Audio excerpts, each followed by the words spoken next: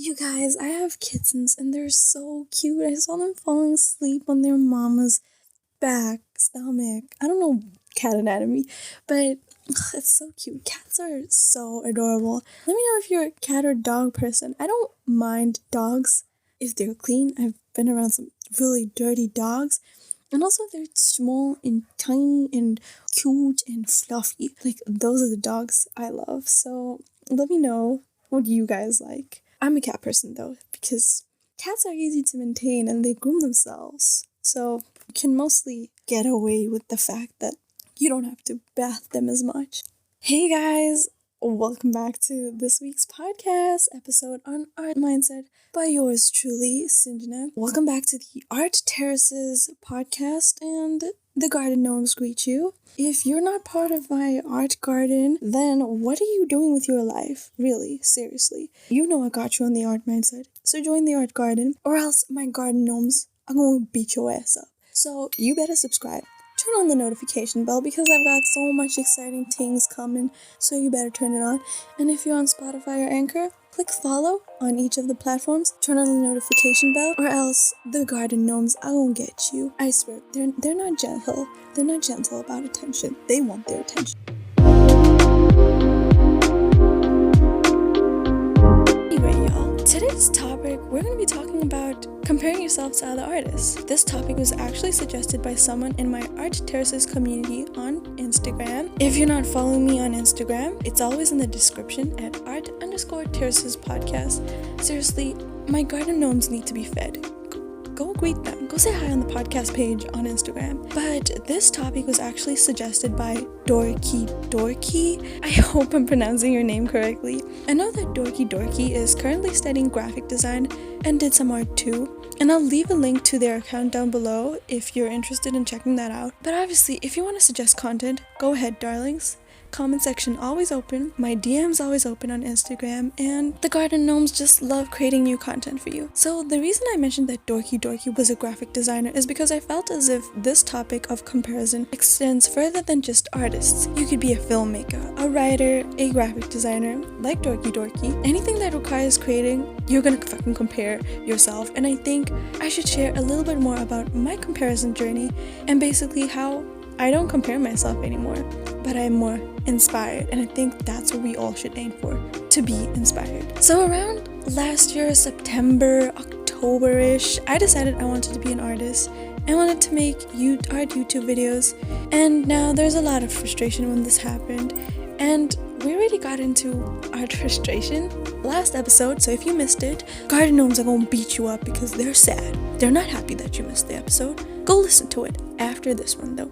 Garden gnomes will be sad if you don't listen. So honestly, the art I was creating was just not coming out as well as I had hoped, and I'm posting this on YouTube where there is a heavy competitive market in art, and it was not coming out like other artists I looked up to, and they just made stuff look so easy, and I think you know what I mean. Like, they just make it seem so easy. It's like that meme, you know? That meme where the artist draws like a little shape and there's like the rest of the eye. It's basically like that. I just felt like they made it look super easy. Anyways, fast forward to January of this year, and I absolutely felt no motivation to draw because I looked at other artists and it felt impossible to be like them. I raised them on a high pedestal and I was like, I want to color like that. I want to hatch like that. I think you get the gist. I was comparing myself to other artists, and I wasn't just comparing my art, I was comparing myself to them. I was comparing their lifestyles to my own. I just wanted to be like them. I just wanted to be like them in so many ways, and obviously I couldn't. I couldn't talk about going to an art convention or making pretty art prints because my art just wasn't up to standard. Even I wouldn't have bought my own art. So what happened is I realized I didn't think I wanted to be a traditional artist. I wanted to be a digital artist. And I started to copy an artist I like, and it came out like a fucking deformed chipmunk. Yeah, that was super embarrassing. That's when I realized I needed to get a course or something to help me grow and learn, which I got a course by Angel Ganev, which is now called Portrait System. And I mentioned this in every single podcast, so if you're not listening, you're being foolish. So Angel created a section in his course called Mindset and Why Most Artists. And I kind of experienced everything he talked about in his over hour-long video, from comparison to lack of motivation. I experienced it all and worse as I struggled along the course. And his mindset stuff actually inspired me to create this podcast, because I realized there was a lot more that he didn't speak about, that a lot of other people didn't speak about. This is how I started to learn in the course. There are 10 different lessons, and this is the 3 things that happened to me when I first started learning anatomy. 1, my anatomy was shit, and it took me 6 months to actually understand what is something similar to the Loomis method. I also compared myself to other students who were faster and who got the concepts faster than me. Number 2, I got ArtStation and started looking at all the industry pros, and I was like, I'll never get there.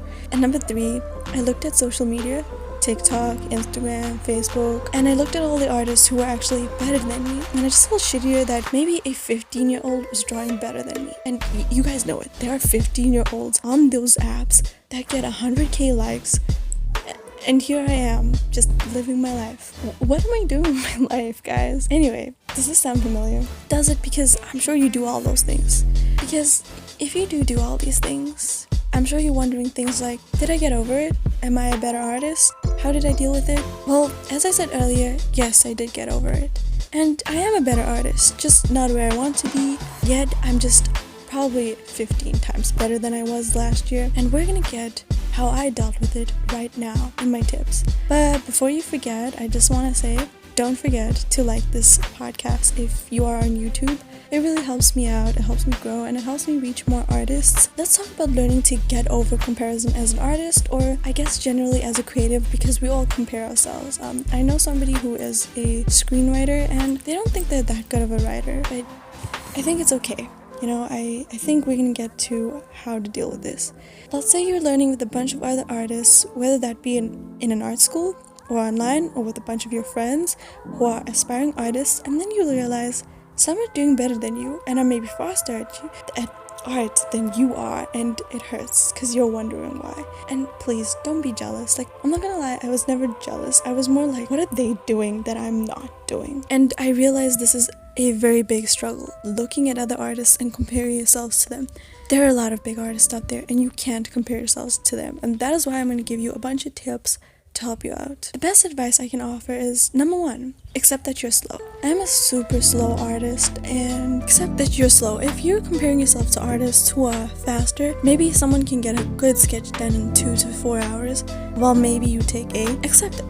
Really, it's okay. I think what's worse is I've taken up to 24 hours on a piece, and it's totally okay. I watch Ergo Josh on YouTube, and I actually checked out his Instagram. There's a piece that he spent 50 plus hours on. That blew my mind. And I've seen Rosh Draws spend 20 plus hours on a lot of his drawings. So really, don't compare your speed. You just get faster as you get better. Just trust me on that. And why do you get faster as you get better? Because you understand things quicker, and it's like your brain is being able to match the speed of your hand-eye coordination. Just keep developing it, and you're gonna get better.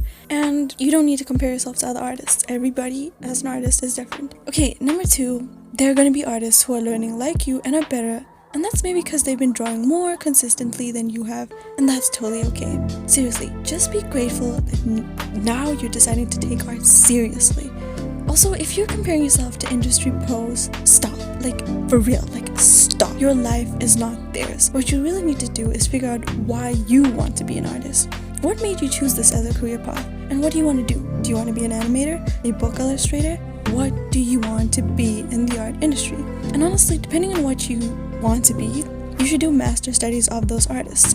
Don't compare. Again, I know this is hard, but say I want to be a book illustrator. I would need to study somebody like Bear Bridgeka, could be saying her name wrong, so sorry for Bear Bridgeka fans out there, who does a lot more book industry stuff. And as for animation, you would think of people like Ethan Becker, Devin L. Kurtz, or Aaron Blaise.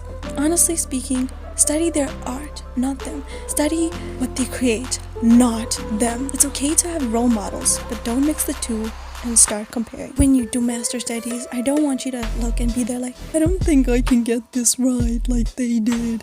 Bitch, calm down. Just calm down. Just calm down, okay? What you need to do is the following. Look at the way they use shapes, look at the way they use color, look at their decisions, and also put like some anatomy stuff next to it. Let's say there's a certain pose that they had similar. Use a little 3D pose app. Try to look at that, look at the real anatomy, look at what they've stylized, and see what you can learn from the two together. This way, you are going to be learning a lot more and you'll be comparing a lot less, because now you're going to be comparing your art, trying to see how to get to this level, and not in a sense that is negative, but more in a positive sense. I used to look at Sam Does Art's vlog, Guays, and even Delvin Alkert's, and I tried to draw like them, and I gave up several times. But that's not really the point. The point is even I've compared myself, and now I look at those artists and what I'm studying, and I'm like, I can see myself getting there. Really, just learning anatomy can help you bridge the gap between what they create and what you create and what's wrong, you know? And when I look at those artists, I say to myself, I can't wait for the day I'm going to get that good, that I can measure up to them. And I know it's not easy to look at the artists you love like that, but you really got to. Go and scroll to the bottom of the account and see their humble beginnings, because I've done this with a lot of artists, and that's when you see they were just as bad as you were, maybe. Go into their archive. I don't know what the word is. That arch word, you go in there and check the art that they don't put on their main page and see their humble beginnings. I've seen, for example, Unlikelihood Art's page. She's had some really, really humble beginnings. I ain't gonna lie, she got some really humble beginnings. Go look at her archive. You will just be so inspired. And you'll see that they actually had low likes and their art wasn't as good. And that's when you'll realize it's a journey. It truly is a journey. And you should not be like past me and say you'll never get there. I know you probably think that. Instead, be like future and present me and say, with consistency, I'll get there. And that's just the truth, y'all, especially when learning art. Now, you remember I said I compare myself to social media artists? I'm sure you do that too, right? Right? Well, let me know in the comments down below. Well, my biggest solution to you who is learning art, for the first 6 months to a year, just block social media. Like, seriously, don't go on TikTok, don't go on Instagram, Facebook, whatever app you use to view art, don't use it. Don't look at it. Must I scream at you? Because I will. I really will. Honestly, the best way to stop comparison is just firstly block out the trigger, which is basically you looking at it. I did this. I think this was the best thing for my artistic studies, and honestly I stopped wasting time, procrastinating, and I didn't compare myself because I wasn't seeing other artists' art. So that was something that really helped me, and when I finally got back to those apps, I was like, I didn't compare anymore because I was already so much better than I used to be, and I knew I could get to their level. So yeah, those are basically the things I went through, but I do have one weensy tip that I swear makes a whole dimension of a difference. Don't get rid of your old art, and instead keep it to just keep watching you grow and progress and, you know, get stuff. The best thing you could do for yourself is to compare yourself to your old art. Look at your art from 1 month ago, from 1 year ago, and look at your art currently. Are you getting better or are you getting worse? In most cases, you're most likely getting better. If you're getting worse, well, then there's an issue. I'm not gonna lie. Then there's probably an issue, but I'm going to go with the fact that you're getting better. If you're getting better, that's good. And the only person you really need to compare with is yourself. The only race is with you. This thing of competition, yes, it exists. You're not ready for competition while you're learning. So those are all the tips I got for you guys. And thank you for Dorky for suggesting this topic. Yet again, I am so sorry if I'm pronouncing your name wrong. Dorky. I appreciate you following me on Instagram. And if you guys want to suggest topics, the comment section is always open for you to suggest topics. Follow me on Instagram. I provide free tips. I do Friday artist support through the month of October.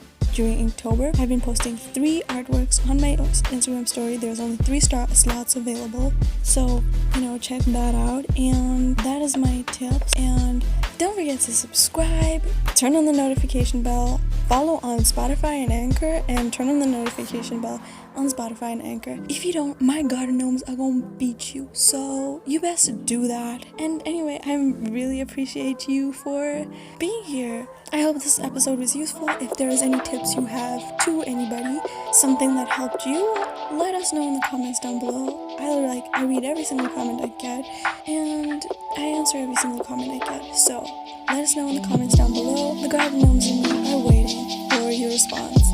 Bye guys!